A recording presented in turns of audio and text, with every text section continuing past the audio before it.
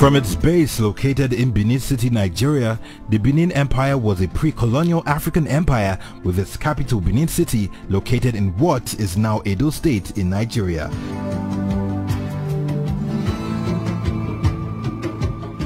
Traces the Benin people to have a similar ancestry with the Yoruba people through their famous ancestor Oduduwa. However, the ancient kingdom of Benin began sometime around AD 900 and it was one of the oldest and most highly developed states in the coastal hinterland. The first European travelers to reach Benin were the Portuguese explorers in the year 1485. Because of Benin's military strength, the Portuguese missionaries were unable to enslave its people upon their arrival. Instead, they developed a strong trading relationship developed with the Benin people, trading tropical products such as ivory, pepper and palm oil with the Portuguese for European goods such as mandilla and guns.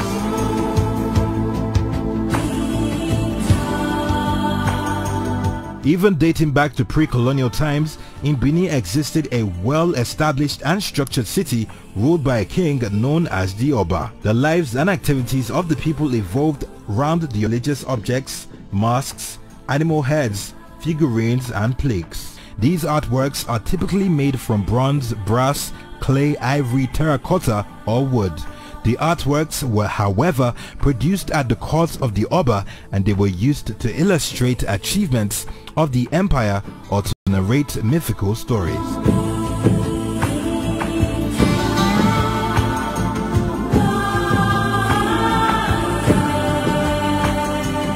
From the 14th century till the 19th century, the Kingdom of Benin exhibited great power and influence to even other neighboring communities and kingdoms. It was an important center of the culture of this part of Africa.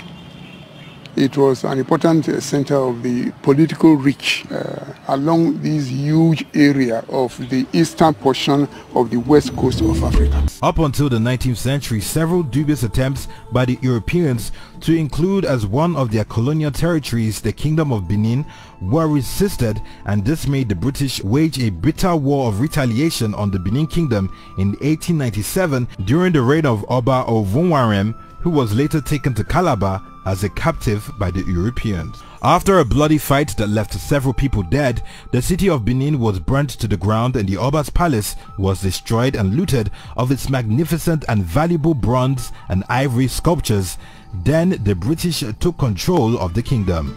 Over 3,000 bronze casts and artworks were seized. Ironically, they are now held in museums around the world, most especially in Germany, the USA and Britain.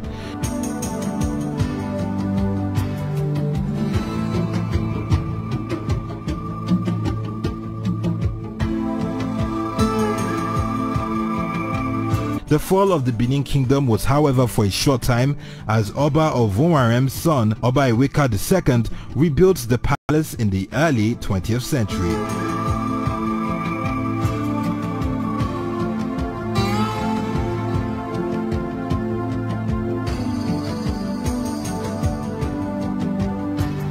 The Benin culture is still famous for its bronze casting. In recognition, in 1999, UNESCO listed the Oba's Palace as a cultural heritage, ranking it as the citadel of brass casting. The Benin people are also famous for adorning themselves with coral beads. Customarily, the use of beads was not even considered a fashion accessory. From past royal dynasties, the wearing of beads by the Oba and chiefs in the Benin Empire did not only have a royal and cultural significance, it also had a religious undertone. It was a taboo for any chief to lose a necklace of coral beads given to him by the Oba. But nowadays, coral beads are more of fashion statements, and it is not uncommon to see a bride's hair adorned with beads while she also wears summer's necklaces.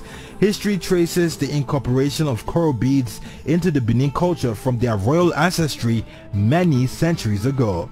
Oba Eware is considered to be the man who brought coral beads to Benin in the late 1400 AD after he had established a trade relationship with the European merchants during the beginning of barter trade. We know you have learned